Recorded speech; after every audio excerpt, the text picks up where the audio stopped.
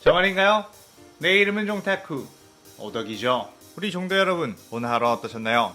오늘은 인기 애니메이션 귀멸의 칼라에서 환생한 요리치와 혈기가 된 탄지로가 대립하게 된다면 어떻게 될지 된 가상 시나리오 일부입니다. 이 영상에는 원작의 스포일러와 개인적인 견해가 있으니 그 점 유의하시길 바랍니다. 大丈夫ですか? 그럼 시작해볼까요? 귀멸의 칼라의 최강자 요리이치, 그리고 그의 준하는 포스를 가지게 되는 혈기 탄지로, 이 둘은 살아간 시대가 달랐기에 원작에서 마주칠 수가 없었지만 그 둘이 적이 되어 싸우겠다면 어떻게 될지 궁금해하시는 분들이 많을 것 같아 이렇게 스토리를 짜보려고 합니다. 이 가상 시나리오 컨텐츠는 원작의 고증을 철저히 따라가는 매끄러운 시내들이 않기 때문에 어느 정도의 설정으로나 능력치 보정은 이해해 주셨으면 좋겠습니다. 그럼 오늘의 가상 시나리오 시작하겠습니다. 평범한 숫쟁이 가문에서 태어난 카마도 탄지로, 그는 산속에 있는 작은 집에서 가족들과 함께 오붓하게 살아가고 있었죠. 탄지로의 엄마는 레이코와 함께 식사 준비를 했고 탄지로에게 나무를 하고 있는 요리치를 불러오라고 했습니다. 탄지로는 알겠다며 뛰어가 근처 숲에서 나무를 하고 있던 요리치를 부르며 엄마가 밥 먹으래 라고 소리쳤고, 요리치는 알겠다며 카마도 집에 들어가게 되었죠. 요리치는 예전 탄지로의 아빠 탄지로가 어느 날 나무를 하러 숲으로 갔다가 멀리서 푸른빛의 아우라를 느껴 그곳에 가게 되었는데, 그곳에 가보니 지금껏 단 한 번도 봐본 적이 없던 꽃 푸른 피아나가 수백 송이가 펼쳐져 있었으며 그 한가운데 어린 꼬마 아이가 있는 걸 발견했고, 그 아이의 이마에 선명한 반점이 있는 걸 보며 왠지 모를 친근감이 들어 자신의 집에 데리고 와 함께 지내게 되었습니다. 요리치는 자신을 구해주고 키워준 카마도 가문에게 보답을 하고자 항상 꾸준히 일을 도맡아 했고, 카마도 가문의 새로운 가족으로서 모두가 요리치를 좋아하고 따르게 되었죠. 탄지로의 아빠 탄지로는 병으로 일찍 죽게 되었고 탄지로와 요리치는 가족들을 부양하며 지냈습니다. 어느 날 요리치는 나무를 해 마을에 내다 팔기 위해 산을 내려가게 되었고, 그 마을에서 머물다가 날이 저물어 인근 마을 사람의 집에서 하룻밤 묵게 되었죠. 그렇게 그 다음날 요리치는 가족들을 위해 산 맛있는 간식들을 들고 집에 돌아왔는데 멀리서부터 뭔가 불길한 예감이 강하게 자신에게 느껴졌고, 이 불길한 감각은 마치 이전에 느껴본 적이 있던 것 같았습니다. 그 전날 밤 탄지로는 요리치 형이 왜 이렇게 오지 않느냐고 칭얼거리는 동생들을 다독이며 조금 늦는가 본데 곧 올 테니 걱정하지 말라고 했죠. 그러다가 밖에서 어떤 인인척이 느껴지길래 요리치 형 왜 이렇게 늦었어? 라고 하며 뛰어나갔는데 그곳에는 어쩐지 창백한 얼굴을 가진 남자가 있었고, 여기가 해외호흡 계승자가 살고 있다던 집인가? 라고 했습니다. 탄지로는 그게 무슨 소리냐고 해외호흡이 뭐냐고 물었는데 그 남자 부자는 너를 최강의 혈기로 만들어주겠다 라는 말과 함께 탄지로를 손톱으로 베어버렸죠. 그렇게 탄지로는 몇 시간 후 눈을 뜨게 되었고 온 가족들이 전부 혈기가 되어 있는 걸 알 수 있었습니다. 카마도 가족들은 자신들의 몸 상태가 예전과 달라졌다는 걸 알았지만 부자에 대한 기억은 사라져 있는 상태였죠. 그때 근처에 인간 냄새가 강하게 나 남동생이 갑자기 뛰어나갔고 탄지로는 요리치가 돌아온 곳인가? 하고 뛰어가 봤는데 그곳에는 칼을 든 귀살대원 풍조 사나미가 있었습니다. 사나미는 여기 혈기들이 잔뜩 있잖아 라고 웃으며 탄지로의 동생의 목을 그대로 일륜도로 베어버렸죠. 탄지로는 그의 엄청난 분노로 사나미에게 덤벼들었고 사나미는 탄지로의 공격을 가뿐하게 피하며 발로 차 날려버렸습니다. 탄지로는 그 충격으로 갈비뼈가 부러졌음이 느껴졌고 고통에 피를 토하고 있었는데 그 사이에 사나미가 다른 동생들을 칼로 무자비하게 베어 죽였고 탄지로의 엄마마저 사나미의 손에 죽게 되었죠. 탄지로는 단전에서부터 엄청난 분노가 끌어올랐고 온몸의 화염이 솟구쳐 나왔습니다. 사나미는 아까보다 훨씬 빨라진 탄지로의 속도에 꽤나 놀랐고 바람의 호흡으로 탄지로의 불길을 어떻게든 막아내긴 했지만 온몸 곳곳에 화상을 입게 되었죠. 사나미는 탄지로의 목을 베기 위해 바람의 호흡으로 탄지로를 계속해서 공격했고 싸우다 보니 어느새 절벽까지 탄지로를 몰아넣게 되었습니다. 하지만 탄지로는 불굴의 의지로 사나미를 향해 손톱을 휘둘렀고 사나미는 몸에서 피가 뿜어져 나왔는데 탄지로의 눈앞이 갑자기 흐려지며 어질어질하게 되었죠. 사나미는 아무리 용을 써봤자 너네 혈기들은 나를 이길 수 없다면서 웃었고 그대로 탄지로의 목을 향해 칼을 휘둘렀습니다. 하지만 그 순간 어디서 날아온 돌멩이가 사나미의 칼을 쳤고 탄지로의 목이 완전히 절단되지 않으며 탄지로는 절벽 아래로 추락하게 되었죠. 사나미는 칫 하며 돌멩이가 날아온 쪽을 봤는데 그곳에는 마지막 살아남은 혈기 네리코가 있었습니다. 사나미는 이 녀석이 한 짓이냐? 라고 하며 네리코를 향해 달려들었는데 그 순간 누군가가 쏜살같이 뛰어와 네리코를 안고 뛰었죠. 사나미는 웬 놈이냐며 놓치지 않겠다고 그대로 쫓아갔는데 도무지 따라잡을 수가 없었고 속도에 꽤나 자신 있는 자신을 상대로 그것도 혈기 한 마리 안고 달리는데도 속도가 느려지기커녕 전혀 지치는 기색도 없다는 것에 놀랐습니다. 사나미는 결국 쫓고 쫓다가 지쳐서 추격을 그만두게 되었고 그 남자의 멀어진 뒷모습을 멍하니 바라볼 수밖에 없었죠. 요리치는 분명히 말도 안 되는 여러 상황들이 처음 있는 일이라고 생각했지만 어째선지 예전에 한번 경험해봤던 같은 데자뷰로 느껴졌고 혈기라는 존재와 그들을 쫓는 귀살대에 대한 인식이 자신도 모르게 들어오게 되었습니다. 네오코는 가족들이 자신의 눈앞에서 몰살당한 것을 봐서 그런지 하염없이 눈물을 흘리며 마치 유아태행이 되어버린 듯 말을 제대로 하지 못했고 요리치는 일단 혈가된 네오코가 다른 사람들을 공격하면 안되니 대나무 입마개를 만들어 그녀에게 물려줬죠. 그러면서도 요리치는 자꾸만 혈기라는 존재를 죽여야 한다는 어떤 말이 떠올랐는데 안돼, 이 아이는 내 가족이야. 이 아이를 꼭 인간으로 되돌리겠어 라고 다짐했습니다. 요리치는 우선 혈기와 귀살대에 관한 것들을 제대로 알기 위해 정보를 얻어야 하는데 어디서 얻어야 할지 몰랐고 일단 네오코를 나무 가방에 숨겨 데리고 다니며 번화가를 돌아다니고 있었죠. 그러는 중 어디선가 자신을 몰래 쳐다보고 있는 시선이 느껴졌고 요리치는 골목으로 들어가 기척을 숨긴 뒤 하늘 높이 뛰어 자신을 따라오는 이의 뒤를 잡았습니다. 요리치는 당신 누구지? 왜 나를 따라오는 거지? 라고 했고 타마요는 엄청난 신체 능력으로 자신의 뒤로 다가온 요리치를 보고 화들짝 놀라며 역시 당신은 요리치? 라고 했죠. 요리치는 내 이름을 어떻게 알고 있지? 라고 했고 타마요는 믿을 수 없는 일이 일어났다며 충격에 빠진 표정을 지었습니다. 타마요는 당신은 분명히 죽었는데 어떻게 이곳에 있는 것이며 왜 당신이 혈기를 내리고 있는 거냐고 물었죠. 요리치는 그녀가 자신의 가방 속에 혈기가 들어있다는 걸 알아챘다는 것에 경계했는데 오늘 처음 만난 이 여자가 왜 이렇게 낯이 익은지 의아했고 또한 이 여자 역시 혈기라는 게 느껴졌습니다. 타마요는 요리치에게 이곳에서 이러지 말고 잠시 자신과 이야기를 나누자고 했고 요리치는 뭔가 도움이 될 만한 정보가 있을까 싶어 타마요의 아지트에 따라갔죠. 타마요는 요리치에게 지금껏 자신이 모은 무장에 관한 이야기와 귀살대에 관련한 이야기들을 해줬고 예전에 자신이 목격했던 유일하게 무장을 발라버렸던 사내 요리치에 대해서도 이야기를 했습니다. 요리치는 전부 처음 듣는 이야기였지만 머릿속에서 빠르게 이해가 되었고 자신 또한 자신이 지금껏 겪었던 이야기를 타마요에게 하면서 네오코를 인간으로 데려올 수 있는 방법에 대해서 물었죠. 그의 타마요는 곰곰이 생각을 해보다가 이 요리치가 정말로 최강자 요리치의 환생이라면 이 남자가 있는 지금이야말로 무장을 퇴치할 수 있는 기회라고 생각했고 그에게 귀살대에 들어가 일륜도를 얻고 강한 혈기들을 퇴치하여 피를 얻어주라고 했습니다. 요리치는 알겠다며 타마의 정보망을 통해 귀살대 교육자를 찾았고 많은 귀살대원들을 배출해냈다는 우로코다케 사콘지의 거처로 가게 되었죠. 사콘지는 요리치의 안타까운 사연을 듣고 이런 사연을 가진 이들은 대부분 열심히 훈련에 따라와 귀살대원이 되기도 하니 일단 전집중 호흡을 할 수 있는 체력부터 만들자며 산을 뛰어 왕복 10번을 하라고 했습니다. 사실 이 높은 산을 한 번 왔다 갔다 하는 것도 초심자에게는 힘든 법. 사콘지는 귀살대가 되는 게 얼마나 힘든 건지 각오를 다지게 해주려고 무리한 요구를 시킨 거였죠. 하지만 요리치는 묵묵하게 산을 뛰어 올라갔고 남들 한 번 왔다 갔다 할 정도의 시간으로 10번 전부 왕복을 해버리는 말도 안 되는 속도를 보여줬습니다. 게다가 숨을 헐떡거리지도 않았죠. 사콘지는 내심 침착하게 그래, 이 정도는 누구나 다 해야 하지 라고 했고 이젠 정말로 쉽지 않은 전집중 호흡이라는 걸 알려주겠다고 하며 기본 호흡법을 알려줬는데 요리치는 원래 자신이 태어날 때부터 하고 있었던 게 전집중 호흡이었기에 이 스승님은 정말 기본적인 것부터 알려주시네 라며 당황했습니다. 사콘지는 요리치가 곧바로 호흡을 해버리자 이 녀석 뭐지? 천재인가? 라는 생각을 했고 그렇다면 검술을 본격적으로 알려주겠다며 목검을 하나 쥐어줬고 그 검으로 나를 한번 공격해보라고 했죠. 사콘지는 검술로 기선제압을 위계 질서를 보여주려고 했는데 자신의 무례호흡은 방어에 특화된 검술이었기에 초심자가 아무리 공격을 해도 전부 막아낼 수 있었고 아무리 휘둘러도 검이 맞지 않았을 때 비로소 기술의 중요성을 깨닫게 되는 교육을 하려고 했습니다. 그렇게 요리치가 자세를 잡고 사콘지에게 뛰어들었고 사콘지는 무례호흡을 하며 방어하려고 했죠.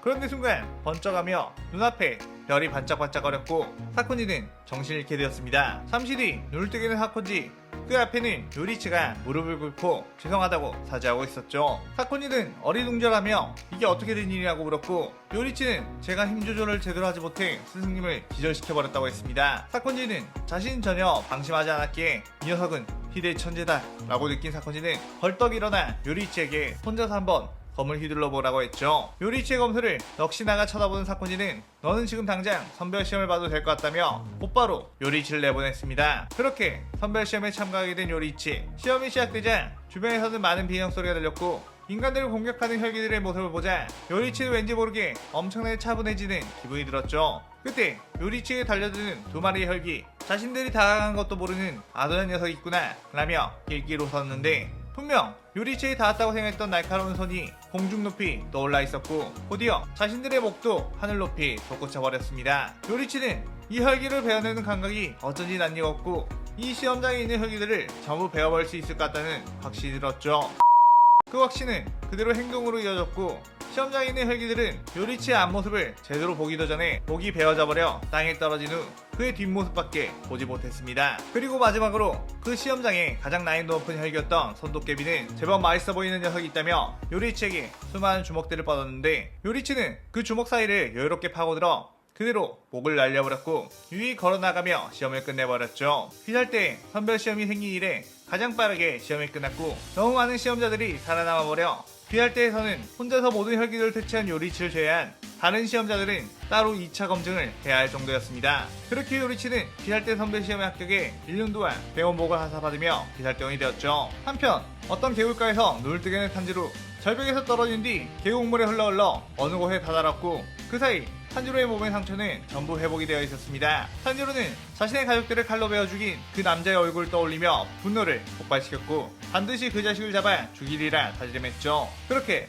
저벅저벅 걸어가던 중 탄지로는 자신을 보고 기업하는 어떤 한 남자를 보게 되었고 그를 보니 갑자기 엄청난 배고픔이 몰려오기 시작했습니다. 그의 탄지로는 자신도 모르게 그를 공격해 물어뜯어 먹었고 인간의 피가 들어오자 지쳐있던 자신의 체력도 조금씩 돌아오는 것 같았죠. 그렇게 정신없이 인간을 먹고 있던 탄지로를 향해 한 귀살대원이 뛰어왔고 그대로 탄지로의 검을 휘둘렀는데 탄지로는 그 검에 등이 베이고서야 그 검사를 쳐다보게 되었습니다. 탄지로의 눈에 들어온 건 바로 귀살대 대원복. 탄지로는 곧바로 그에게 뛰어가 손톱으로 배를 뚫어버렸고 이 녀석이 입고 있는 옷과 칼 정체가 뭐냐고 물었죠. 그는 우리는 귀살대 혈기들을 말살하는 조직이다 라는 말을 했고 탄지로는 그럼 하얀 머리에 온몸에 상처가 가득한 녀석을 아느냐고 물었습니다. 그 귀살대원은 몸에 상처가 가득한 검사가 한두 명이냐고 설령 안다고 해도 너 같은 혈기에겐 알려줄 수 없다고 했죠. 그러다 탄지로는 싸늘하게 그래?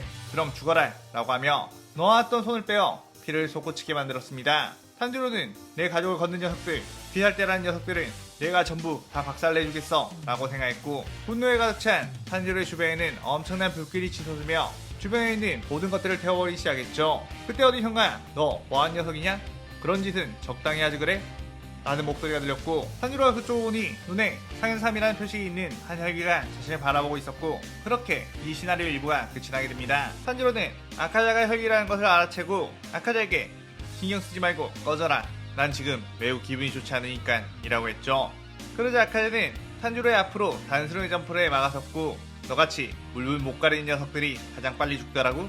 라고 하며 실실 웃었습니다. 그 탄지로는 열이 받았고 지금처럼 차오르는 힘이 가득한 자신이라면 그 누구라도 이길 수 있을 것만 같았고 그대로 아카자에게 뛰어들어 죽여버리겠다고 하며 주먹을 날렸죠. 하지만 탄지로의 공격은 아카자가 전부 여유롭게 피해버렸고 아카자는 큰소리친 것에 비하면 아무것도 아닌 녀석이잖아 라고 하며 탄지로를 흠씬 두들겨 패줬습니다. 탄지로는 아카자의 엄청난 격투 능력에 속수무책으로 당할 수밖에 없었고 본능적으로 이제는 나와 차원이 다르다는 걸 알았죠. 그렇게 탄지로는 아카자에게 흠씬 두들겨 맞자 자신의 무력한 위치를 알게 되었고 서러움에 눈물을 터뜨리기 시작했습니다.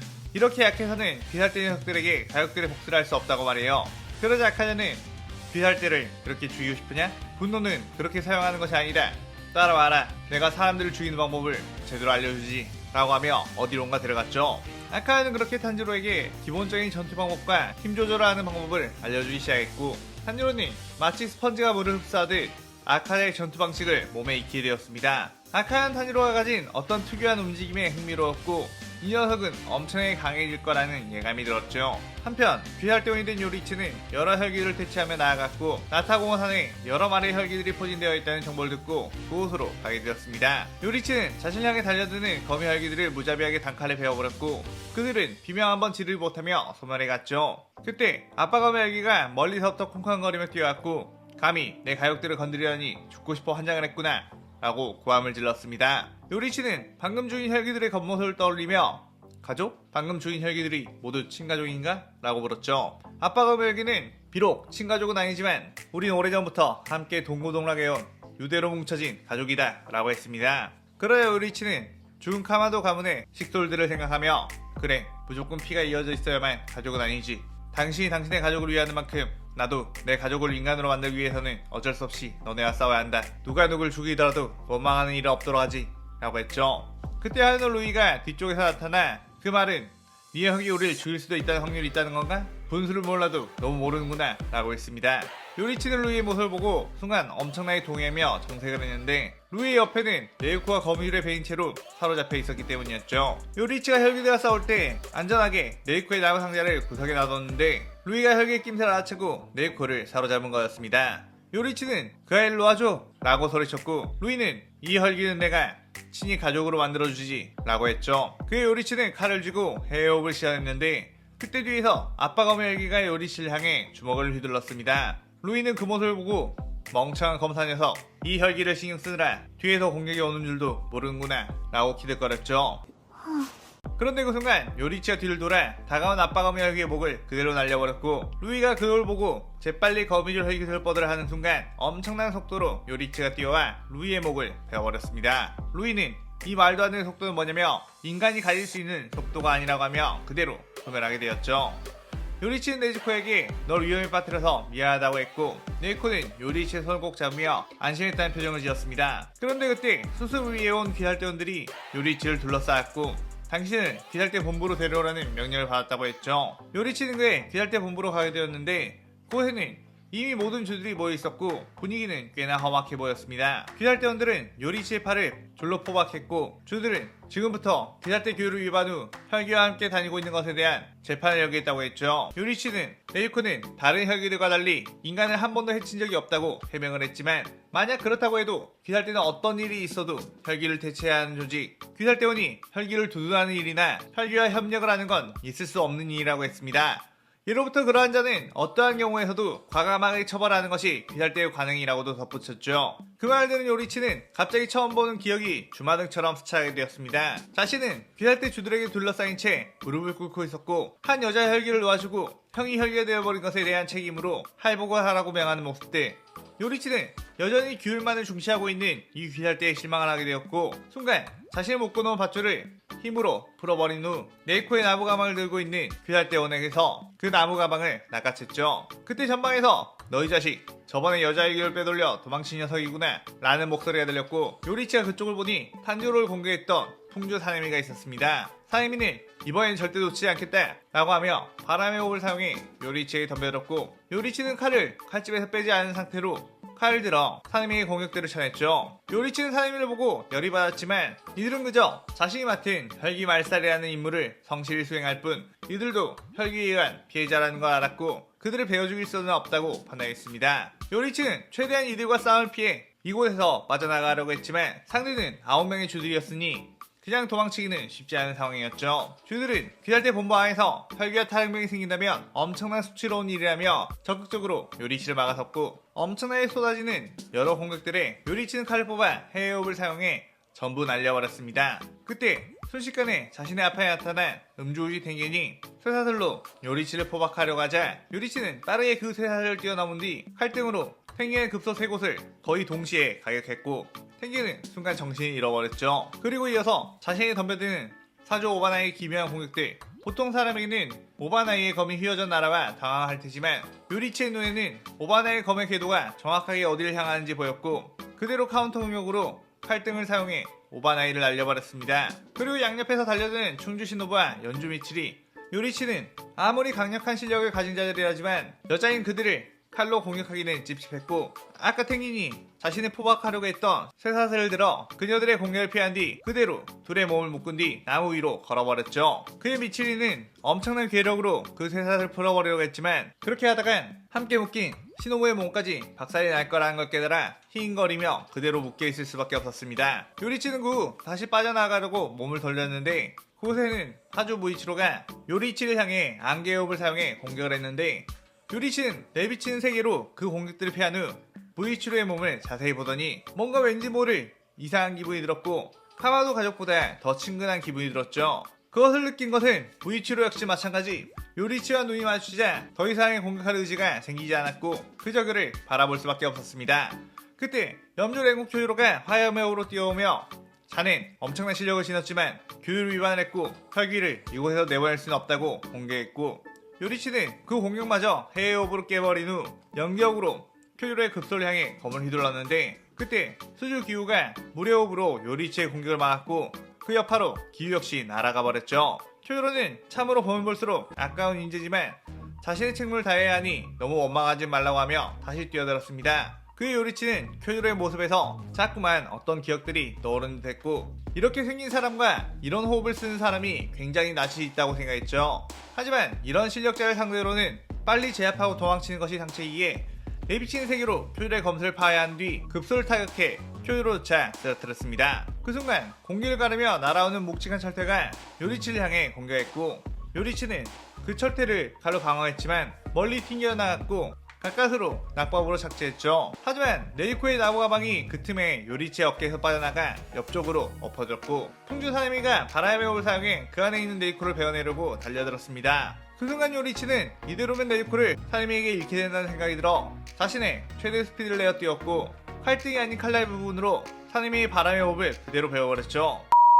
사내미는 분명 자신의 칼날이 나무 상자를 베었다고 생각했는데 자신의 칼날은 요리치의 칼과 부딪혀 부러져 날아가버린 상황. 교메이는 그런 요리치의 말도 안 되는 스피드를 느끼며 저 남자는 우리 모두가 덤벼도 이길 수 없는 존재다. 부디 적으로 나타나지 않기를 바랄 수밖에 없겠구나 라고 하며 공격하는 걸 멈췄습니다. 사내미는 더 이상 공격할 수단이 없자 부들거리며 또다시 요리치의 멀어져가는 뒷모습만을 바라볼 수밖에 없었고 요리치는 그렇게 귀살대 본부에서 유유히 빠져나가게 되었죠. 그렇게 한바탕 소동이 일어난 후에 주들은 요리치를 어떻게 처분할지에 대해 회의를 하게 되었습니다. 우선 교메이는 우리가 모두 덤벼도 잡지 못한 남자이니만큼 적이 된다면 혈기보다 위험한 존재가 될 것이며 아군이 된다면 그 무엇보다 든든한 인재라고 했죠. 하지만 오바나이와 사네미가 그렇다고 해도 이 난리를 친 상황에서 그 자를 다시 귀살대에 놓고 혈기와 함께 다니는 걸 용인하는 건 말이 안 된다고 했습니다. 그때 평소에는 말 한마디 안 하던 기우가 사실 저자는 내 스승인 우로코다키 사콘치가 말한 인물인 것 같다며 저자는 혈기에 대한 엄청난 증오를 가지고 있다고 들었다고 했죠. 시노부는 그렇다면 우리 귀살대와 함께 행동할 수는 없겠지만 그들은 그들 나름대로 내버려두며 협력 관계를 유지하는 건 어떠냐고 혈기들을 말살하려면 저 남자의 힘이 꼭 필요할 것 같다고 했습니다. 하지만 지금은 막 이렇게 서로 싸운 이유니 일단은 시간을 놓고 조금 기다려봐야 할 것 같다고 했죠. 그렇게 요리치에 대한 처분이 보류가 되며 주합회의가 끝나게 되었고 시노부는 이번에 혈기짓으로 추정되는 사건이 발생했다며 염조 랭국 교주로에게 그곳으로 파견을 가주실 수 있느냐고 제안했습니다. 그곳은 모한 열차. 몇 달 전부터 그 열차에 탄 승객들이 실종이 되었고 그것을 조사하러 간 귀살대원들도 실종이 되었다고 했죠. 그때 쿄요로는 자신이 가겠다며 든든한 표정을 지었고 시노부는 당신을 보자 할 팔팔한 귀살대원 몇 명도 함께 파견하였다고 했습니다. 그 시점 요리치는 귀살대 본부를 떠나 다시 사마의 아지트를 찾아갔고 귀살대에서 쫓겨난 일을 말하며 이런 일이 마치 예전에도 있었던 것만 같은 기분이 든다고 했죠. 그의 타마요는 요리치에게 아무래도 태초의 해역 검사의 환생이 아닌가 싶은 생각이 든다며 과거의 요리치는 귀살대의 일주로 크게 활약을 했고 전집중 호흡을 다른 주들에게 가르쳐 귀살대의 전투력을 엄청나게 올려줬는데 그럼에도 불구하고 저를 살려보내주고 형이 혈기화되어버렸다는 것에 귀살대에서 쫓겨났었다고 했습니다. 요리치는 자신은 그런 인물의 환생이라는 것이 믿어지지 않았지만 타마요가 낯익은 이유가 그거였다면 완전 말이 안 되는 일은 아니라고 생각했죠. 더군다나 타마요는 당신의 이름 역시 공교롭게도 요리치라는 동명을 사용하고 있다는 것이 우연치고는 너무 딱 들어맞지 않느냐고 했습니다. 요리치의 이름은 타마요 탄지로가 처음에 자신을 데려왔을 때 지어줬던 이름.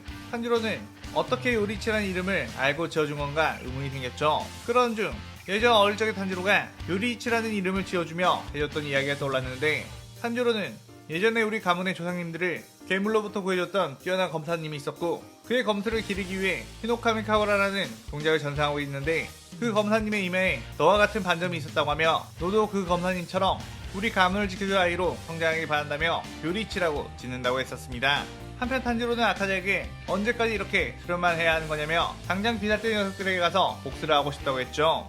그러자 아카자는 씩 웃으며 안 그래도 이곳 근처에서 재밌는 일이 생길 것 같다며 따라오라고 했고 저 너머에 쓰러져 멈춰있는 열차를 발견하며 이 시나리오 2부가 끝이 나게 됩니다. 염주, 랭국 교주로와 그를 보조하러 온 귀살대원 제이치와 이노스케 그들은 하연일의 엠무를 상대로 모든 승객들을 구하며 대치하게 되었고 그렇게 승리를 자축하고 있었죠. 염주인 교주로는 다친 승객들을 돌보느라 정신이 없는 상황. 제이치는 잠시 소변을 보고 오겠다며 근처 숲으로 들어갔는데 그때 어디선가에서 기묘한 기기를 느끼게 되었고 그쪽을 바라보니 엄청난 속도로 혈기 한 마리가 뛰어와 주먹을 내질렀습니다. 제이치는 가까스로 그 주먹을 일륜도로 막아내긴 했지만 튕겨나가 나무에 부딪히게 되었고 날카롭게 부러져있던 나무의 허벅지를 깊게 찔리고 말았죠. 제이치는 젠장 하필이면 이럴 때 라며 황급히 번개호흡을 시작했는데 제이치가 가진 번개호흡은 달의 힘이 속도의 근원이었기에 한쪽 다리의 부상으로는 역시나 제대로 된 속도가 나올 수 없었습니다. 하지만 그럼에도 불구하고 제인치의 빠른 공격이 탄지로의 목을 살짝 스쳐 지나갔고 탄지로는 일륜도라는 무기는 참 좋아 보인다고 생각을 했죠. 탄지로는 자신의 혈깃을 화열을 시전해 온몸에 뜨거운 불길을 둘러싸았고 그대로 제인치에게 뛰어들어 타격을 먹였습니다. 제인치는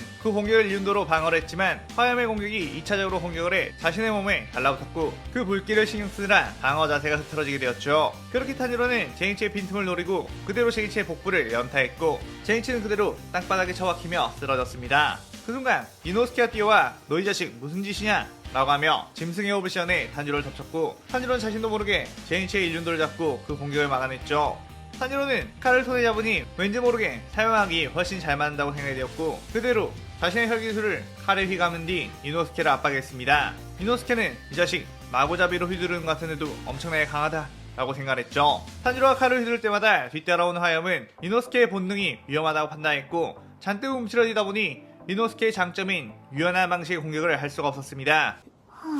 그러나 탄지로가 칼을 내리친 것을 피했고 반격하려고 탄지로의 복부를 강하게 베어냈죠. 이노스케는 이겼다 내가 먼저 베었어 라고 생각했는데 그때 탄지로의 손톱이 이노스케의 복부를 뚫어버렸습니다. 이노스케는 아차 이 녀석은 혈기 목을 베지 않으면 재생하는 거였지 칼을 들고 있다 보니 검사로 착각을 해버렸군 이라며 눈앞이 아찔해졌죠. 탄지로는 이노스케에게 베인 부분을 재생한 뒤 쓰러져 있는 제이치와 이노스케를 마무리하기 위해 칼을 들었습니다. 그런데 그 순간 염주 쿄지로가 화염의 호흡으로 뛰어와 탄지로의 칼을 막아버렸죠. 탄지로는 방금 전까지 싸웠던 이들과는 사뭇 다른 분위기에 귀살대 검사를 보자 이 녀석이 그 말로만 듣던 쥐라는 것을 본능적으로 느꼈습니다. 쿄지로는 심한 부상을 입은 제이치와 이노스케를 보고 열이 받은 듯 투지가 더 타올랐죠. 탄지로는 귀살대를 말살하려면 어차피 언젠가는 만나야 할 존재 지금처럼 칼과 혈기술을 사용한다면 충분히 승산이 있을 거라고 생각했습니다. 그렇게 탄지로와 쿄지로가 치열하게 맞부딪혔는데 검술에 대한 기술이 전혀 없이 혈기술과 뛰어난 신체 능력만으로 버티던 탄지로는 쿄지로에게 한 번의 공격도 먹이지 못하며 쿄지로의 검술에 온몸에 상처를 입고 재생하고를 반복했습니다. 한편 그 모습을 멀리서 바라보고 있던 아카자 저 염주 녀석의 실력은 상당하다며 자신도 싸우고 싶어 몸이 엄청나게 근질근질했습니다. 하지만 무자의 명령해 놓은 탄지로의 실력을 키워놓으라는 것 때문에 그의 경험치를 위해 계속 두고 보고 있었죠. 아카야는 지금 이 상태로는 금방이라도 저 염주에게 탄지로가 목이 베일 수도 있다는 것에 기분이 짜릿하기도 했지만 저 녀석이라면 이 난관을 헤쳐나갈 것이라고 생각을 했습니다. 탄지로는 쿄지로와의 칼날이 부딪힌 소리와 자신의 몸이 베어나가는 고통에 어느새 정신이 아득해지기 시작했고 먼 기억 속에 어떤 장면이 떠오르기 시작했죠. 그 장면에는 아버지인 카마도 탄지로가 자신에게 알려주던 어떠한 동작들 탄지로는 탄지로에게 너는 꼭 이 동작을 익혀야 한다 라고 했습니다. 그 이름은 히노카미카구라 해의 신에게 바치는 춤이었죠. 그 순간 탄지로는 현실로 돌아왔는데 쿄지로가 자신의 목을 향해 칼을 휘두르고 있었고 탄지로는 히노카미카구라로 그 칼을 튕겨냈습니다. 쿄지로는 다시 공격을 몰아치려고 했는데 어째선지 탄지로가 자신의 공격을 전부 다 막아버렸고 아까와는 다른 움직임을 취하고 있다는 걸 깨달았죠. 방금까지만 해도 완전 초짜에 불과했던 검술이 갑자기 자신을 위협하는 검술이 되었고 이 검술은 심지어 어디서 본 듯한 느낌이 있었습니다. 탄지로는 자신의 히노카미카구라가 이 검사에게 먹힌다는 것에 자신감을 얻기 시작했고 더욱 과감하게 자신의 검술에 혈기술을 더해 더욱 강력한 공격을 퍼붓기 시작했죠. 쿄지로는 화염의 호흡으로 그 검술을 막아내게 했지만 싸우면서도 점점 성장해나가는 탄지로의 기백에 서서히 밀리고 말았습니다. 쿄지로는 탄지로의 검술을 보다 보니 이 검술은 며칠 전 귀살대 주술을 무너뜨린 요리치의 검술과 같다는 걸 알았죠. 너 그 검술 정체가 무엇이냐? 라고 물었고 탄지로는 곧 죽을 귀살대 녀석에겐 대답할 이유는 없다 라고 했습니다. 쿄지로는 사실 저 검술이 무엇인지 짐작은 갔는데 항상 아버지 신주로가 술을 마실 때마다 절대 우린 도달할 수 없는 검술이 바로 해외호흡이라며 한탄하던 게 생각났고 전설로만 내려오던 기술인 해외호흡을 쓰는 자가 어떻게 두 명이나 나오는 것이며 더군다나 왜 혈기가 쓰고 있는 건지 알 수가 없었죠. 하지만 확실한 건 이 위험한 혈기를 이대로 두어서는 안 되니 자신이 무슨 수를 쓰더라도 이 혈기를 이곳에서 목을 베어야 한다고 생각했습니다. 쿄지로는 화염의 호흡 5위 연옥을 시전했고 뜨거운 투지를 불태우며 탄지로를 향해 빠르게 치고 나갔죠. 탄지로 역시 히노카미 카고라의 혈기술 화열을 뒤엎은 후 강력한 일격으로 대응했고 그 둘은 부딪혀 엄청난 불의 폭풍이 주변을 휘감게 되었습니다. 그 폭풍이 거치자 탄지로와 쿄지로는 서로의 몸을 베어 칼이 꽂혀 있는 상태. 쿄지로의 칼은 탄지로의 목 부분을 반 정도 베어낸 후에 복부 쪽으로 내려가 있었죠. 쿄지로는 피를 토하며 조금 얕았군 이라고 했고 탄지로는 자신의 목이 날아갈 뻔했다는 것에 공포가 몰려왔습니다. 그때 쿄지로가 치명상을 입었음에도 불구하고 칼을 다시 움직이려고 하자 탄지로는 이제 그만 죽어 라고 하며 전신에서 화열을 내뿜었고 쿄지로의 몸을 태워버리며 쿄지로의 목숨을 끊어버렸죠. 그 시점 육아에서도 음주의 텐겐과 상현유, 다키유타로 남매와의 치열한 싸움이 펼쳐지고 있었는데 텐겐이 유각에 혈기가 숨어있다는 것을 알아채고 그들을 조사하다가 다키를 만났고 다키의 목을 베어내는 것에는 성공했지만 그녀의 그림자에 숨어있던 규타르의 존재를 느끼나마 알아차렸고 규타르의 공개당해 독에 중독되고 말았습니다. 그 후 텐겐은 아내들과 함께 그들과 맞서 싸웠지만 독이 온몸에 퍼지기 시작하자 점차 밀리기 시작했고 가까스로 어떻게 규타르의 목까지 베어냈지만 그들은 소멸하지 않았죠. 텐겐은 설마 저 둘의 목을 동시에 베어내야 하는 건가? 라고 깨달았지만 이미 시간이 흘러 온몸에 독이 다 퍼져 마비가 온 상황. 규타로와 다키의 강력한 합동 공격에 그만 전사하고 말았죠. 싸움이 끝난 후 샤바나 남매는 목격자들을 전부 죽이기 위해 돌아다니며 숨어있는 인간들을 찾아내 처형을 하고 있었는데 그때 기묘한 분위기를 가진 한 남자가 그들을 향해 걸어왔고 다키는 그 남자가 일륜도를 가지고 있다는 것을 알고 그를 비웃기 시작했습니다. 아까 전에 기살대 검사 한 명과 함께 싸웠으면 그나마 너희들도 가능성이 있었을 텐데 한 명의 검사로는 절대 나를 죽일 수 없다 라고 했죠. 그래 요리치는 무덤덤한 표정으로 칼을 빼들었고 다키가 요리치를 향해 오비를 날렸습니다. 요리치는 해외옵을 사용해 순식간에 오비를 뚫고 나아간 뒤 다키의 목을 일격에 날려버렸죠. 다키는 아까 전에도 텐겐의 일격에 목이 베었기 때문에 요즘 귀살대 검사들의 수준이 갑자기 이렇게 높아졌나 열이 받았습니다. 하지만 아까 같은 전술로 이 남자가 목을 베어냈다는 것에 방심하고 있을 때 뒤에서 규타로가 기습을 하면 필승이기에 속으로는 웃고 있었죠. 요리치는 목을 베어냈음에도 불구하고 소멸하지 않는 다키의 모습을 담담히 보고 있었는데 그때 뒤에서 규타로가 피해나스로 요리치를 공격했습니다. 하지만 규타로의 공격이 요리치에게 닿기 전에 요리치가 칼을 휘둘러 규타로를 여름철 더위사냥처럼 반으로 갈라버렸죠. 다키는 규타로조차 단번에 썰려버렸다는 것에 놀라며 다시 목을 붙인 뒤 재정비를 했고 규타로 역시 잘린 몸통을 이어붙이며 식은땀을 흘렸습니다. 요리치는 그들을 번갈아 보면서 뭔가를 납득했다는 듯한 표정을 지었고 규타로 다키는 덤덤한 요리치의 표정에 울컥하며 합동 공격을 날렸죠. 그들의 공격은 요리치의 몸을 뚫고 지나갔고 다키는 뭐야 별거 아니잖아 라고 생각했는데 그 몸이 뚫린 요리치는 잔상이었습니다. 규타로가 공중을 보자 어느새 자신들의 위로 뛰어오른 요리치가 있었고 요리치는 그대로 해협을 사용해 크게 반원을 그리며 휘두르자 다키와 규타로의 목은 동시에 공중으로 솟구쳐 올랐죠. 요리치는 그들의 피를 유리병에 담아 차차마루에게 보냈고 유이 그 자리를 빠져나갔습니다. 한편 귀살대에서는 혈기들에게 염주랭국 교주로와 음주의지 텐겐이 전사했다는 소식에 엄청난 충격에 빠졌는데 그만큼 상해급의 혈기는 강하며 특히 교주로와 만난 혈기는 12개월의 표식도 없던 혈기라는 것에 귀살대 검사와 혈기의 전투력 차이가 확연하다는 게 증명이 된 셈이었죠. 이렇게 된다면 그자에게 도움을 청해야 하는 건가? 라며 요리치를 떠올렸고 그런 인재를 규율이라는 명목하에 귀살대에서 파문시킨 것이 짧은 생각이었다는 걸 깨달았습니다. 그때 무한성에서는 상현역의 혈기가 대치당했다는 소식에 무잔히 모든 상현들을 소집시키게 되었고 그 자리에는 탄지로 역시 불려오게 되었죠. 상현이 도움하는 탄지로에게 처음 보는 얼굴인데 앞으로 잘 지내보자며 악수를 청했고 탄지로가 그 악수를 받으려 하자 아카자가 도마의 선을 툭 쳐버리며 혈기끼리 친하게 지낼 필요가 있던가? 라고 했습니다. 도마는 어라? 아카자공은 저랑 굉장히 친한 사이이지 않나요? 저에게 새로 친한 혈기가 생길까봐 질투를 하시는 건가요? 호호 하고 웃었고 아카야는 이놈의 헛소리는 조만간에 내 주먹으로 주둥이 박살내 다물게 해주지 라고 으르렁거렸죠. 그때 무장에 나와 이번에 상현육의 혈기가 죽어 그 자리가 공석이 되었는데 이번에 기살대의 염주를 퇴치한 성과를 보인 탄지로가 그 자리를 대신할 것이라고 했습니다. 탄지로는 그의 명을 받들겠다며 무릎을 꿇었고 부자는 신속히 귀살대를 멸하고 푸른 피 하나를 내 앞에 가져다 놓으라고 모든 혈기들에게 명령을 했죠. 상현 소집이 끝난 후 탄지로는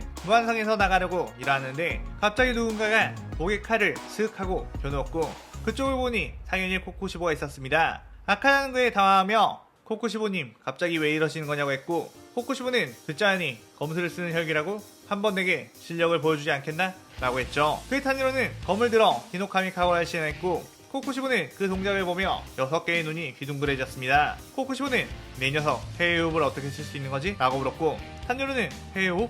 그게 뭐죠? 라고 물었죠. 코쿠시보는 그의 그냥 단순히 흉내만 내는 건가? 라는 생각을 했고 그래 어디 한번 덤벼봐라 라고 하며 다레옵을 시전했습니다.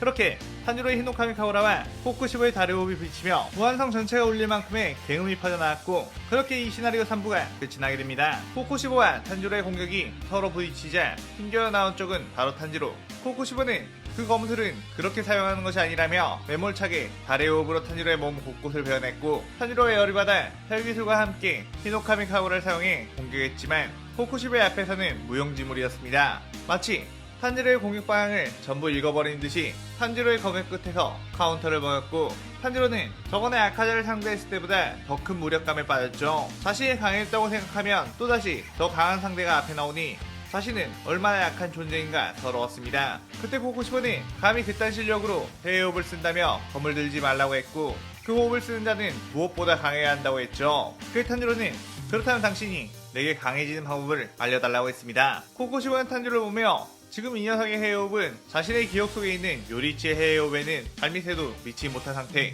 이런 해외호흡을 박살내봤자 아무런 의미가 없기에 탄지로에게 최대한으로 해외호흡을 숙련시킨 뒤에 자신이 깨부수려고 마음을 먹었죠. 그의 코쿠시보는 탄지로에게 검술의 기본부터 다시 가르치기 시작했고 최대한 요리치를 생각하며 그와 비슷하게 검술을 쓰도록 만들었습니다. 탄지로는 검술에 있어서 가장 효율적인 습관이 몸에 박히게 되었고 점점 히노카미 카고라의 연기 기술에 대해서도 빠르고 간결하게 사용할 수 있게 되었죠. 그리고 코쿠시보는 자신의 경지까지 오르려면 내비치는 세계를 익혀야 함을 알았기에 탄지로가 가진 모든 감각을 깨우치는 연습을 시켰고 내비치는 세계로 들어가는 방법에 대해서 일러주었습니다. 코쿠시보는 내비치는 세계를 얻게 된다면 그때 다시 자신을 찾아오라고 했는데 이 내비치는 세계의 영역에 들어가는 것은 그 뛰어난 열기인 아카야조차 지금껏 하지 못했던 것이었고 자신도 엄청난 시간이 들어 도달했기에 탄지로 역시 내비친 세계를 얻기까지는 긴 세월이 걸릴 거라고 생각했고 느긋하게 기다리고 있으면 될 거라는 판단을 했죠. 탄지로는 그 영역이라는 것에 도무지 감을 잡지 못했고 일단은 귀할 때 검사를 죽이며 실전 경험을 더욱 쌓아야겠다는 생각을 했습니다. 한편 탄지로는 상현용의 혈기가 되었다 보니 혈기 읽기 사용하는 텔레파시 역시 느낄 수 있었는데 하연이의 혈기가 현재 귀할 때 조화의 싸움에서 고전을 하고 있다는 얘기를 듣고 탄지로는 그걸 향해 뛰어갔죠.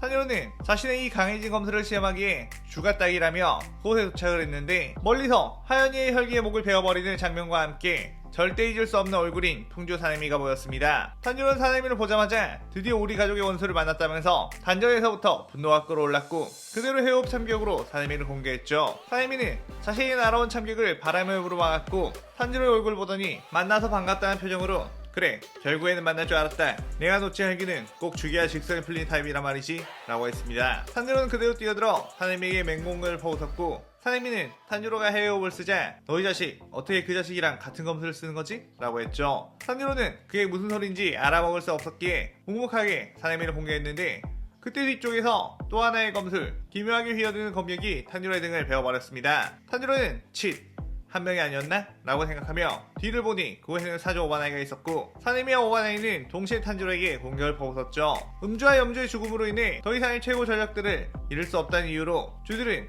2인 1조로 임무를 수행하게 되었기에 둘이 함께 있었던 것이었습니다. 하지만 탄지로의 해외호흡 검술은 이전보다 훨씬 강력해진 상태였기에 오바나이와 사네미의 합동 공격에도 전혀 밀리지 않았고 오히려 그들을 압도해내며 오바나이와 사네미 둘 다 날려버렸죠.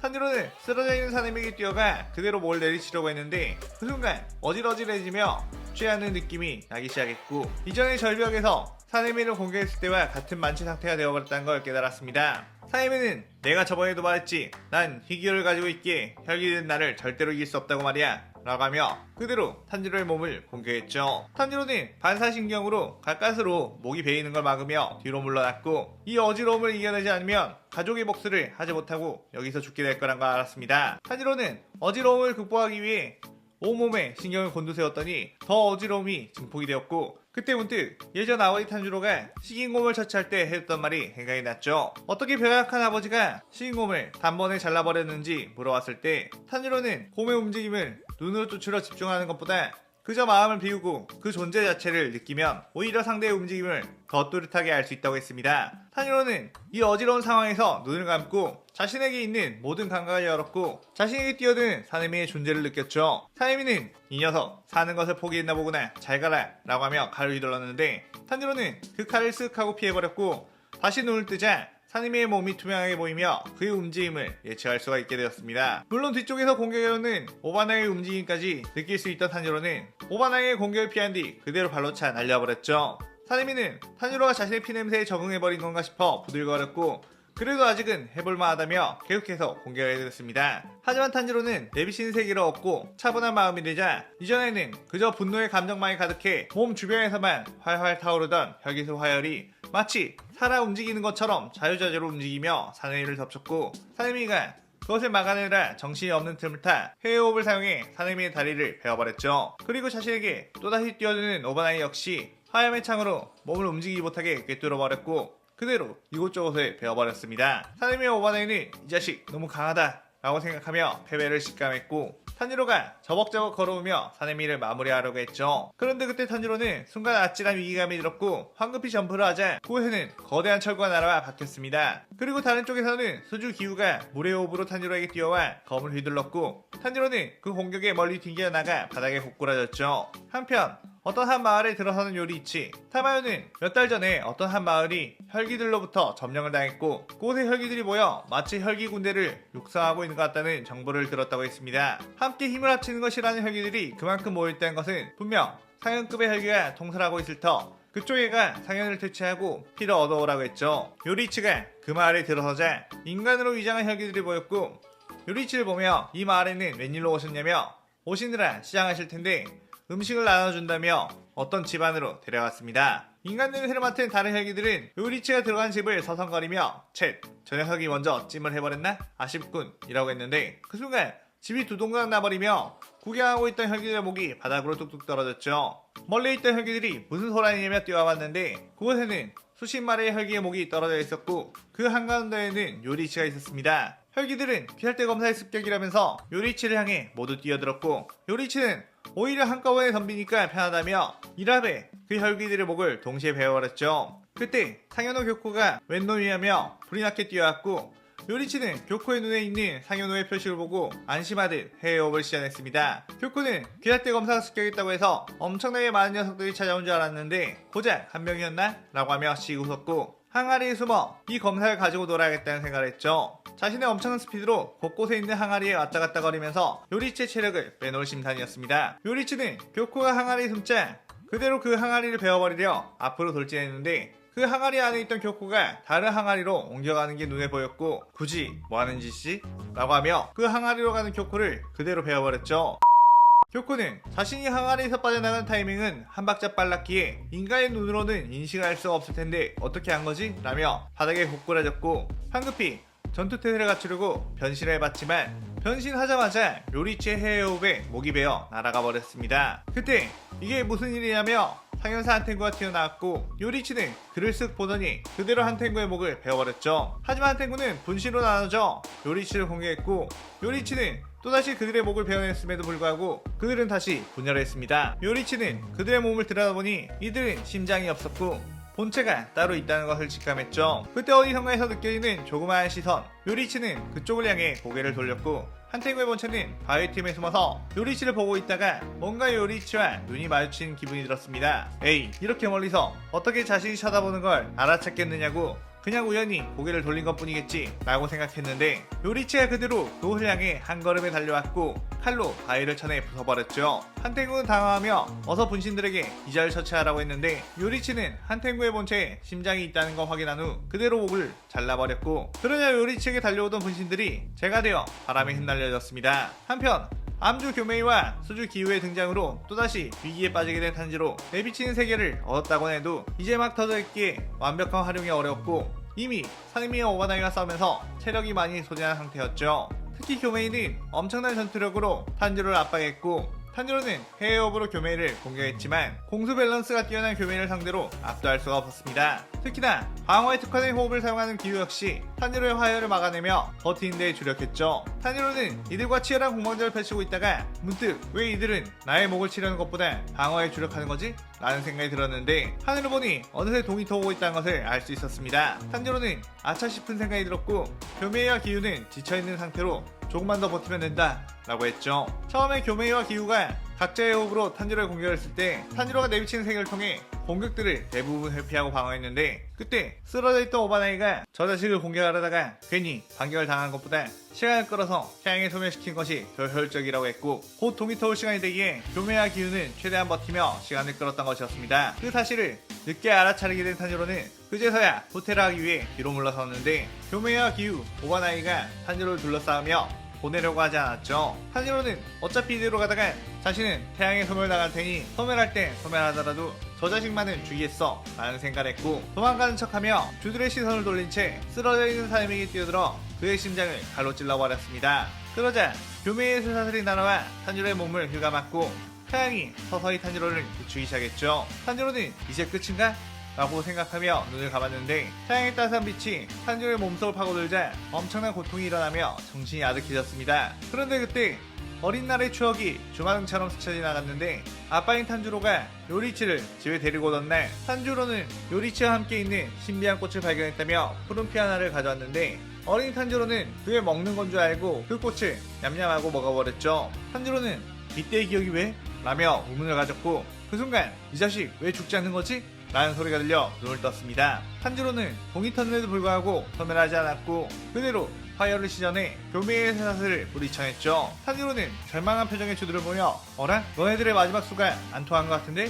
라고 하며 그대로 뛰어가 해외호흡으로 공격을 퍼부었고, 주들은 이미 방금 전까지 탄지로와 치열하게 싸우며 체력을 많이 소진했던 터라 더 이상 막아낼 힘이 남아있지 않았습니다. 그렇게 탄지로는 압도적인 혈기에 재생력을 가지고 귀할 때 주들을 유리히 나기 시작했고, 잠시 뒤 귀할 때는 최고 전력인 교메이 기우, 타느미, 오바나이 전사 소식이 울려 퍼지게 되었죠. 엄청난 위기 상황에 빠진 귀할 때에서는 유일한 희망인 요리치에게 연락을 하라고 까마귀를 내보냈습니다. 한편 무자는 자신 명령에 만들었던 혈기의 마을이 교코와 한텐구가 있음에도 불구하고 한 명의 검사에게 박살이 나버리고 있다는 것에 상인이 도마와 상현사 마카자를 그곳으로 출격시키게 되었고, 그렇게 이 시나리오 사부가 끝이 나게 되죠. 요리치는 혈기 마을에 있는 모든 혈기들을 퇴치 후 마을 곳곳을 돌아다니며 뭔가 기묘한 느낌을 받게 되었는데, 아무리 혈기들이 이곳을 점령했었다지만 이곳은 분명 평범한 인간들의 마을 느낌이 아닌 혈기가 없는데도 귀기가 남아있었고, 요리치는 그 원인을 찾기 위해 신경을 곤두세웠죠.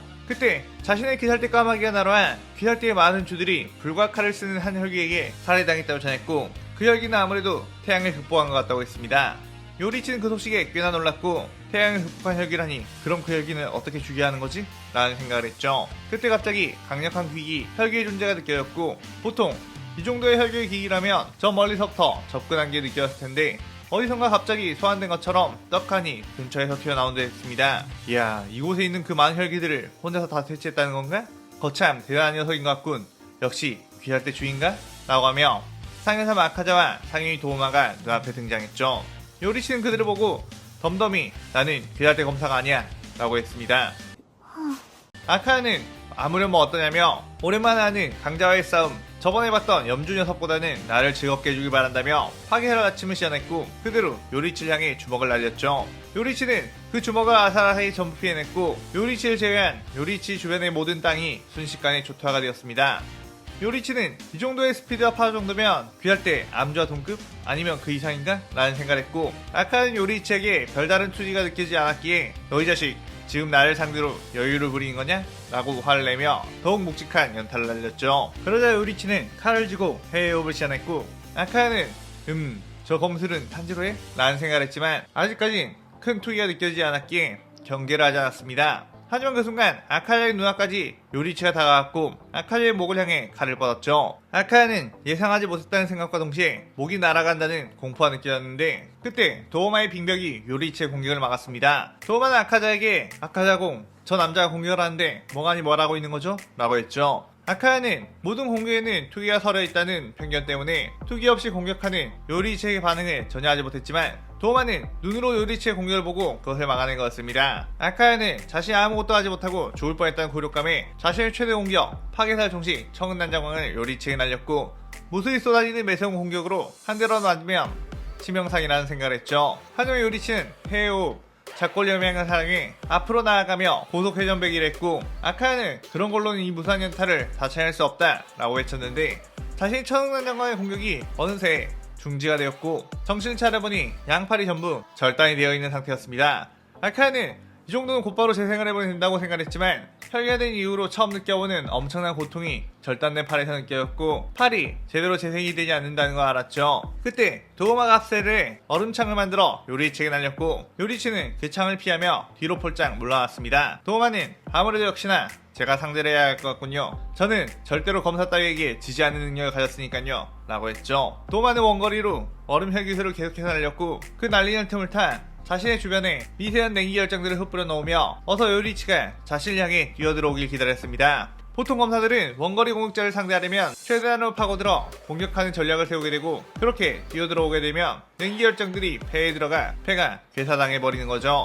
하지만 요리치는 도우마 멀리 떨어진 자리에서 헤어업을 시전하더니 그대로 칼을 휘둘렀고 거대한 참격이 날아가 도우마의 몸통을 베어버렸습니다. 도우마는 어떻게 저 거리에서 이만한 참격을?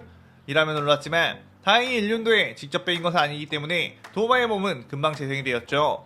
하지만 문제는 이후로도 끊임없이 날아오는 참격들은 도우마의 얼음 혈기술을 전부 깨부수며 도우마 본체를 갈기갈기 베어버리기 시작했고 도우마는 어째서 아까 아카자와 싸울 때와는 다른 전투 방식을 쓰는 거지? 라며 의문을 가졌습니다. 요리치의 내비치는 세계에는 도우마 주변에 있는 얼음 결정들이 너무나도 선명히 보였고 그 결정 하나하나들이 흉악한 귀를 가지고 있었기에 저곳에 굳이 들어갈 필요가 없다는 판단에 멀리서 참격을 날린 거였죠. 그렇게 도우마는 이대로는 안 되겠다는 생각에 자신의 최대의 힘을 한 곳에 몰아넣은 무빙 수련보살을 시전했고 거대한 얼음 불상이 요리치를 향해 주먹을 휘둘렀습니다. 그때 옆에서는 아카자가 뛰어들어 발차기를 날렸고 요리치가 있던 자리에 엄청난 먼지 폭풍이 일어났죠. 도우마는 해치웠나?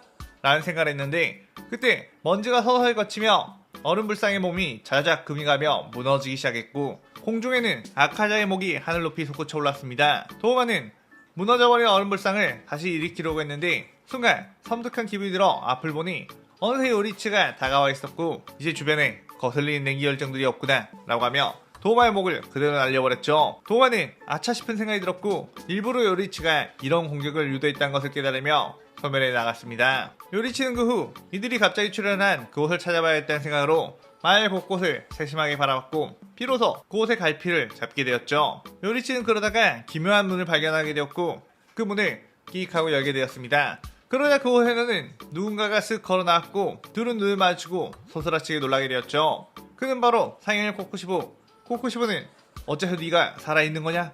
라고 했고 아무리 보고 또 봐도 자신의 동생 요리치라는 것을 알았습니다.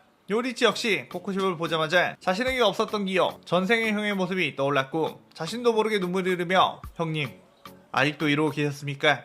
라고 했죠. 코쿠시보는 그 말에 뿌득 이르가 알았고 자신이 왜 이렇게 혈기가 되었는지 다 네 녀석 때문이다 라고 말이 튀어나왔습니다. 요리치는 그렇다면 제가 그 책임을 지고 형님을 편하게 해드리겠습니다 라고 했죠. 코쿠시보는 예전의 내가 아니라며 달의 호흡을 시전했고 요리치는 해의 호흡을 시전했습니다. 그 둘의 호흡이 부딪히자 엄청난 굉음과 함께 주변이 조타가 되었고 코쿠시보는 끊임없이 요리치의 움직임을 내비치는 세계로 파악 후 강력한 일격을 먹였죠. 요리치는 코쿠시보의 칼의 충격으로 쭉 뒤로 밀려났고 코쿠시보는 저와는 단번에 베어버렸다면 지금은 자신이 압도하고 있다는 것에 그동안의 소련이 헛되이 되지 않았다고 생각했습니다. 드디어 요리치를 꺾고 열등감을 살 수 있겠다며 빠르게 요리치의 앞까지 다가와 목을 향해 칼을 휘둘렀죠. 하지만 그것은 환희롱 요리치의 잔상이었고 코쿠시보는 그 기술 정도는 알고 있다며 곧바로 뒤를 돌아 자신이 뛰어드는 요리치를 발의 호흡으로 다시 베어버렸습니다. 하지만 그건 역시도 환희롱이었고 요리치의 본체는 위에서 수직 낙하하며 코쿠시보를 베어버렸죠. 코쿠시보는 상체를 베어 엄청난 고통으로 표정이 일그러졌고 요리치는 그 기회를 놓치지 않고 코쿠시보 주위를 빙빙 돌며 몸 이곳저곳을 난도질해버렸습니다. 코쿠시보는 어떻게 같은 내비신 세계에 들어섰는데도 혈기의 힘을 500년 넘게 모았는데도 이 정도의 격차가 나는 거냐며 포효했고 요리치는 형이 예전부터 가진 강함에 대한 집착은 결국 마음의 불안감을 만들어 허점이 생기게 된다고 했죠. 그렇기에 형은 내비치는 세계 영역에 들어갔다고 해도 여전히 사기가 가득하고 형의 움직임은 훤히 보인다고 했습니다. 코쿠시보는 절규하며 도대체 너와 나는 왜 이런 차이가 생겨버린 거냐? 왜 하늘은 나를 선택하지 않은 거지? 라고 했고 요리치는 나는 애초에 가진 것이 별로 없었기에 그것들이라도 지키려고 발버둥 쳤지만 형은 가진 것에 만족하지 못하고 계속 무언가를 얻으려 했음이 우리를 이렇게 달라지게 한 거지 라고 했죠. 그의 코쿠시보는 인간이 더 강해지려고 하는 게 뭐가 잘못된 거라는 거냐? 라고 하며 마치 괴물의 모습으로 변하기 시작했고 요리치는 잘못 아니야. 그저 나와 다를 뿐 그렇게 형은 내가 될 수 없는 거야 라고 했습니다. 코쿠시보는 분노에 찬 괴물이 되었고 그저 죽여버리겠다며 요리치를 향해 뛰어들었죠. 요리치는 싸늘한 표정으로 그게 형이 추구하는 마지막 모습인가? 빨리 끝내주는 게 내 마지막 배려가 되겠군 이라고 하며 헤이홉 13행을 사용해 코쿠시보의 온몸을 갈격이 베어버리며 끝내 목까지 날려버렸습니다. 요리치는 소멸해가는 코쿠시보를 보고 잘 가시오 형님 이라고 했고 묵묵하게 코쿠시보가 나왔던 문을 열고 들어갔죠. 그러자 그곳은 압도적인 풍경이 펼쳐져 있었고 이곳에 무장이 있다는 게 본능적으로 느껴졌습니다. 이번에는 절대로 놓치지 않겠다고 생각한 요리치. 그때 인간의 냄새를 맡고 사방에서 혈기들이 달려나왔고 요리치는 그 혈기들의 목을 단번에 베어버리며 앞으로 전진했죠. 요리치는 이전에 한번 느껴봤던 무잔의 기운이 이 너머에 있다는 것을 알았고 그대로 빠르게 어떤 방을 뚫고 들어갔습니다. 그곳에는 예전에 죽이는 데 실패했던 무잔이 있었죠. 무잔은 요리치의 얼굴을 보고 화들짝 놀랐고 그래 네 녀석이었으니 상현의 혈기들을 죽일 수 있었던 거였구나 라고 했습니다. 요리치는 싸늘하게 무잔 이번엔 절대로 놓치지 않겠다 라고 하며 헤어업을 시전했죠. 무잔은 난 이전에 방심해 너에게 당했던 그 무잔이 아니다 라고 하며 수십 개의 촉수를 꺼내 요리치를 공격했고 요리치는 그 촉수를 전부 베어내며 무잔의 앞까지 나아가 그대로 무잔의 몸을 베어버렸습니다. 요리치는 뭐가 다르다는 거지? 네 형은 그때와 변함없이 약하다 라고 했죠. 무잔은 오랜만에 자신의 몸을 불태우는 혁도의 맛을 느끼고 엄청난 고통에 휩싸였습니다. 요리치는 이제 네 녀석을 갈갈이 베어 먼지로 만들어주겠다 라고 했고 무잔을 향해 뛰어들었죠. 그런데 그 순간 또 하나의 헤이홉이 날아와 요리치의 칼과 부딪혀 막아냈고 요리치는 그를 보고 자신의 두 눈을 의심할 수밖에 없었습니다. 자신이 막아선 것은 다름 아닌 혈관된 탄지로. 요리치는 탄지로에게 너 어떻게 살아있었던 거냐 라고 했고 탄지로 역시 요리치를 보며 깜짝 놀라기는 마찬가지. 요리치 형 어째서 형이 이곳에? 라고 했죠. 요리치는 탄지로가 살아있는 것은 그렇다고 쳐도 어떻게 헤이홉을 사용할 수 있는 건지 이해가 되지 않았습니다. 자신만이 사용할 수 있었던 이 검술을 도대체 어떻게? 라는 생각을 했다가 문득 전생에 어떤 기억이 들었는데 혈기의 습격받은 어떤 숫쟁이 가족을 구해주게 되었고 그들과 꽤나 친해지게 되었었죠. 그러다가 그들은 요리치에게 너무나도 아름다운 검술이라며 다시 한번 보여주지 않겠냐 말에 요리치가 그들의 검술을 보여줬고 그 남자는 이 검술을 후대에 꼭 전하겠습니다 라고 했던 게 기억이 났습니다. 지금 생각해보니 그들이 바로 카마도 가문이었던 것이었죠. 그때 무자는 탄지로에게 저 녀석을 당장 죽여라 라고 명령했고 탄지로는 하지만 이 사람은 나와 가족과도 다름없는 요리치 형인데 라고 했지만 무자이 다시 한번 강하게 소리치자 탄지로는 헤이홉을 시전함과 동시에 몸 주변에 혈기술 화열이 함께 되었습니다. 요리치는 탄지로에게 그만둬 너와 싸우고 싶지 않아 라고 했고 탄지로는 내 몸이 어째서 마음대로 움직이는 거지? 요리치 형을 완전한 적으로 인식하기 시작했어 라고 생각이 들었죠. 그러면서 탄지로는 그대로 요리치에게 뛰어들었고 요리치 역시 헤이홉을 시전하며 이 시나리오 오브가 끝이 나게 됩니다. 탄지로의 헤이홉과 요리치의 헤이홉이 부딪히자 뜨거운 태양의 기운이 사방으로 폭풍처럼 몰아쳤고 부자는 그 뜨거운 불길을 닫자 가까운 곳에서는 구경하기 힘들겠다며 멀찍이 떨어졌죠. 요리치는 계속해서 탄지로에게 난 너와 싸우고 싶지 않으니 당장 그만두라고 했고 탄지로는 이건 내 의지가 아니라며 몸이 제멋대로 공격을 하고 있다고 했습니다. 요리치는 충분히 탄지로를 베려면 베어낼 수 있겠지만 이대로 탄지로를 포기하고 베어버릴 수는 없었고 탄지로가 무자의 저주를 벗어나 정신을 차리기를 기대하며 탄지로의 공격을 방어만 했죠. 하지만 탄지로가 사용하는 헤이홉과 혈기술 화열은 코쿠시보 이상으로 강했고 어쩌면 무잔보다도 상대하기 훨씬 껄끄러운 상대가 되었다는 생각이 들었습니다. 반면 탄지로 역시 자신의 강해진 힘 때문에 요리치를 금방이라도 죽여버릴 줄 알았는데 자신의 헤이홉을 전부 받아치는 것뿐만 아니라 요리치 역시 어떻게 히노카미 카고라 헤이홉을 사용할 수 있는 건지 의문이 들면서도 한편으로는 다행이라고도 생각이 되었죠. 탄지로는 요리치에게 도대체 왜 우리 가족의 원수인 비살대의 편에 서서 검사 노릇을 하고 있느냐고 실망을 물었고 요리치는 그게 무슨 소리냐고 애초에 무장이 너네를 혈기로 만들지 않았다면 이러한 비극은 일어나지 않았을 거라고 했습니다. 그러다 탄지로는 어쩔 수 없이 사고로 해결된 것뿐이며 그로 인해 가족들과 함께 영생을 살 수 있게 된 건데 비살대 녀석이 나타나 나 빼고 모두 죽여버린 거라고 했죠. 요리치는 탄지로의 그 말 듣고 도대체 어떻게 그런 생각을 할 수 있는 건가 싶어 기가 막혔는데 탄지로의 몸속에는 이미 무장의 저주가 심어져 있어서 무장과 혈기에 대한 적개심을 가질 수가 없는 상태였습니다. 그러다가 요리치는 너 혹시 네이코가 살아있다는 걸 모르는 거야? 라고 물었고 탄지로는 그 말에 화들짝 놀라 네이코가 살아있다고? 네이코는 분명 혈기가 되었고 비살대 검사에게 라고 했죠. 그런데 다시 생각해보니 자신이 절벽에서 사내미에게 베어 떨어질 때까지는 분명 네지코만은 살아있었고 자신이 절벽에서 떨어진 후 당연히 사내미에게 살해당했을 거라는 생각을 했기에 확인조차 하지 않았었던 거였습니다. 탄지로는 네지코는 지금 어디에 있느냐고 물었고 요리치는 내가 무사히 거처에 숨겨놓은 상태라고 했죠. 그 말에 탄지로는 더욱 열이 받았고 탄지로의 몸에서는 화열이 더욱 솟구치며 요리치를 공격했습니다. 탄지로는 네지코와 혈기가 되었는데도 형은 어떻게 혈기를 말살하는 귀살대에 들어갈 수 있는 거냐고 화를 냈죠. 탄지로의 생각으로는 네지코를 실험 대상으로 잡아놓고 고문하고 있는 것으로 상상을 했습니다. 요리치는 내가 귀살대원이 된 이유는 네지코를 인간으로 만들기 위해 무장과 가까운 혈기의 피를 모으려고 들어간 것이라고 했죠. 탄지로는 혈기를 인간으로 되돌린다는 게 가능이나 할 것 같냐고 했고 요리치는 충분히 가능하다며 너도 꼭 인간으로 되돌리겠다고 했습니다. 부자는 멀리서 그딴 개소리는 듣지 말라며 어서 저 녀석을 베어 죽이라고 탄지로를 닥달했죠. 그래 탄지로는 더욱 몸 안에서 왠지 모를 요리치에 대한 적개심이 솟아나며 요리치를 향해 공격을 퍼붓었고 요리치는 역시 탄지로를 정신 차리게 하려면 무전부터 처치해야 하는 건가 싶어 탄지로의 공격을 피하며 무장에게로 달려가 빠르게 무장의 목을 베어버렸습니다. 하지만 무장은 이전에도 그렇듯 목의 약점을 극복한 상태였기에 소멸하지 않았고 탄지로가 뒤따라와 요리치를 방해하며 공격했기에 요리치는 무장에게서 떨어져 탄지로의 공격을 방어하는 수밖에 없었죠. 그런데 그 순간 오빠 그만둬!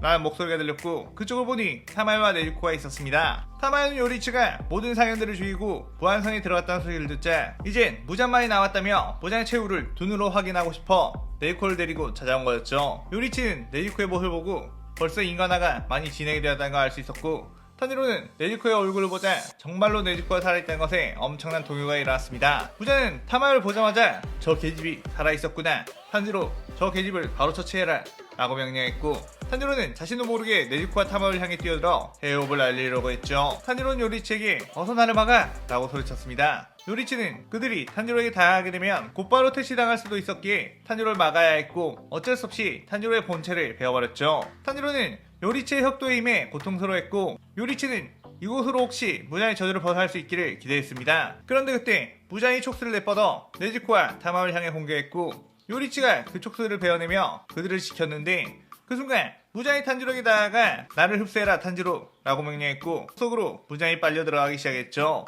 요리치는 이게 무슨 상황이지? 라고 당황하고 있었는데 그때 타마요가 뭔가 불길한 예감이 들어 당장 탄지로의 목을 베어내야 한다고 소리쳤습니다. 요리치는 그럴 수는 없다고 갈등을 하고 있었는데 순간 내비치는 세계에 비친 탄지로는 더 이상 탄지로가 아닌 느낌이 가득했고 그대로 뛰어들어 탄지로의 목을 해협으로 베어버렸죠. 그런데 탄지로는 목이 베어도 소멸하지 않았고 곧바로 다시 목이 재생했습니다. 드디어 이 몸을 내가 차지했다. 이 녀석이 이 정도까지 성장할 거라고는 예상하지 못했는데 나는 이제 모든 것을 가졌다 라고 하며 웃었죠. 요리치는 그런 탄지로를 보자마자 이건 무잔이라는 걸 단번에 알아챘고 그대로 무잔 탄지로를 향해 해협 검술로 공격했습니다. 하지만 무잔 탄지로의 몸에서 촉수가 뻗어나오며 그 촉수에는 탄지로의 화열이 휘감겨 더욱 강한 공격이 되었고 엄청난 불의 촉수가 요리치를 막았죠. 요리치는 빠르게 몸으로 회전하며 그 공격들을 쳐내며 네지코와 타마요까지 지키고 있었는데 그 틈을 노려 탄지로가 뛰어와 해협으로 요리치를 공격했습니다. 요리치는 반사신경으로 그 공격을 막긴 했지만 멀리 튕겨 나가버리며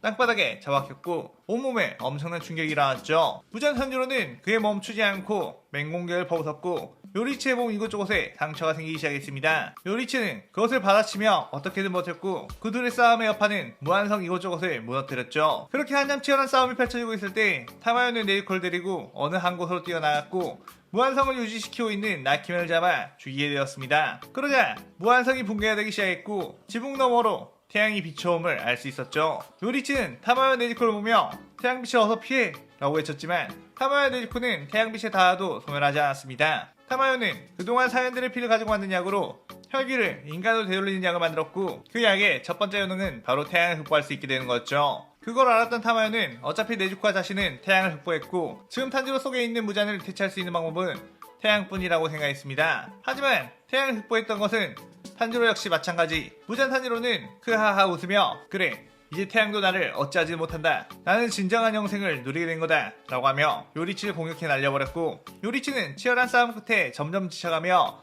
전생과 현생 통틀어 처음으로 겪는 고통을 느꼈습니다. 그 모습에 무잔 탄지로는 드디어 이 녀석을 내 손으로 죽일 수 있게 되었구나. 너에게 당했던 그 나이부터 쭉 굴욕감에 시달렸는데 오늘로써 그걸 해소할 수 있겠군 이라고 하며 웃었죠. 무잔 탄지로는 또다시 요리치를 불촉수로 시선을 장악한 뒤 헤어업으로 칼을 쳐내 요리치를 날려버렸고, 요리치가 바닥에 나뒹굴자 그대로 뛰어가 요리치를 칼로 찌르려고 했습니다.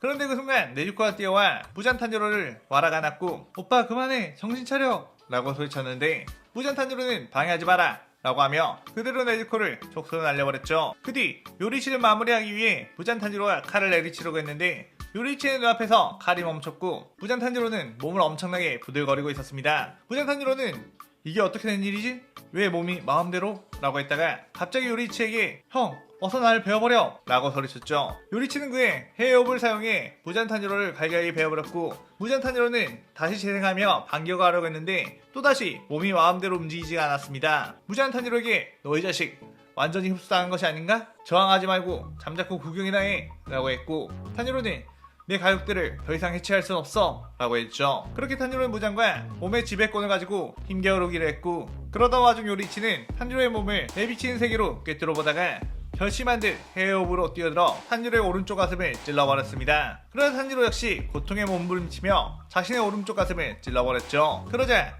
탄지로의 주변에 있던 촉수들이 갑자기 힘을 잃고 바닥에 툭 떨어졌고, 탄지로와 요리치가 동시에 오른쪽 가슴에 있는 칼을 뽑아내자 심장처럼 생긴 무언가가 튀어나왔습니다. 요리치는 방금 전 탄지로의 몸을 보다가 탄지로 몸 곳곳에 퍼져있던 무잔의 기운이 오른쪽 가슴으로 몰려드는 걸 보게 되었고, 웬일인지 무잔이 저곳으로 뭉쳐졌구나 라는 생각으로 뛰어들었죠. 탄지로 역시 내비치는 세계로 자신의 몸을 보고 같은 걸 느꼈고 그대로 그것을 찔러버린 거였습니다. 그 심장처럼 생긴 것에는 무잔의 비명소리가 들렸고, 탄지로와 요리치는 헤어업을 사용해 무잔의 심장을 갈갈기 베어버렸죠. 무잔은 거의 다 성공했는데 갑자기 이게 어떻게 된 일이지?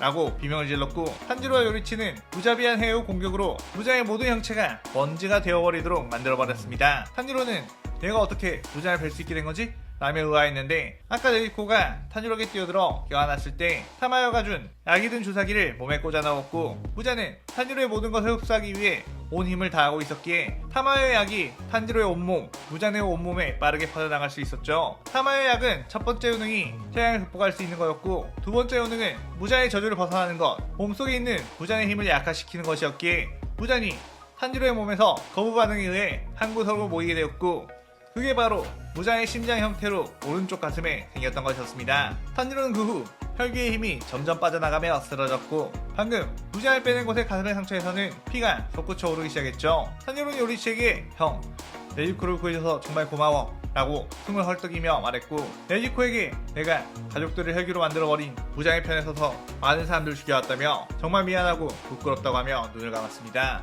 네즈코는 안돼 오빠 라고 하며 울부짖었고, 요리치 역시 주먹을 질끈지며 고개를 돌렸죠. 그렇게 모든 혈기가 사라진 1년 후 귀살대는 해체하게 되었고, 뒤늦게 요리치에게 사과의 말과 함께 무장 퇴치에 대한 보상으로 큰 돈을 주게 되었습니다. 네즈코는 요리치에게 이 돈으로 우리 이곳을 떠나서 더 넓은 집에서 살까? 그곳에서 우리 아이도 낳고 대가족으로 사는 건 어때? 라고 물었고, 요리치는 그 말에 그게 무슨 소리냐고 당황하자 네즈코는 어차피 우린 가족이나 다름없이 살았으니 진짜 부부가 되어 가족으로 사는 것도 괜찮을 것 같고, 자신은 아이를 많이 낳고 싶으니 이곳보다 더 큰 곳에서 살고 싶다고 했죠. 그러자 옆방에서 문이 낑 열리며 요리치 형 그것도 좋은 생각인 것 같은데? 형이 네즈코와 결혼한다면 나도 엄청 기쁠 것 같아 라고 하며 탄지로가 나왔습니다. 형은 우리 남매를 살려준 생명의 은인이니 우리가 평생 옆에 두고 은혜를 갚고 싶어 라고 덧붙였고, 요리치는 그의 쑥스러운 듯 미소를 지었죠. 탄지로는 지난번 무장과의 싸움에서 쓰러진 뒤 의사인 타마요가 곧바로 탄지로를 치료하라고 했는데 역시 피를 너무 많이 흘려서 살 가망이 없다고 했었습니다. 그러자 요리치가 칼로 자신의 손목에서 피를 뽑아냈고, 이걸 부디 탄지로에게 수혈을 해주라고 했죠. 그렇게 몇 시간의 대수술을 진행한 후에 겨우 탄지로를 죽음의 문턱에서 꺼내올 수 있었고, 타마요는 당신의 피가 탄지로에게 곧잘 맞았기에 살릴 수 있었다고 했습니다. 그렇게 그들은 정들었던 집을 떠나 새로운 보금자리를 얻게 되고, 요리치는 네즈코와 결혼 후 성을 하마도 요리치라고 짓게 되며 이 시나리오가 끝이 나게 되죠. 이렇게 혈기 탄지로와 요리치의 시나리오가 마무리하게 되었는데, 탄지로의 무한 버프를 통해 세계관 최강자인 요리치를 처음으로 공경에 빠뜨려 보게 되었네요. 하지만 역시나 끝은 요리치의 승리가 마음이 편하기에 그렇게 했고, 탄지로를 죽이느냐 살리느냐가 마지막까지 참 많은 고민이 되었는데, 이 시나리오에서는 워낙 많은 주들을 죽여놓았기 때문에 탄지로를 살려야 여론이 그나마 나아지지 않을까 싶어 살리게 되었네요. 오늘의 가상 시나리오에 대한 감상평 많이 남기시고 저는 다른 재밌는 시나리오를 들고 또 찾아오겠습니다. 오늘 영상 즐겁게 보셨다면 구독, 좋아요, 알림 설정 누르는 거 잊지 마시고요. 그럼 오늘은 이만 사요나라. さようなら。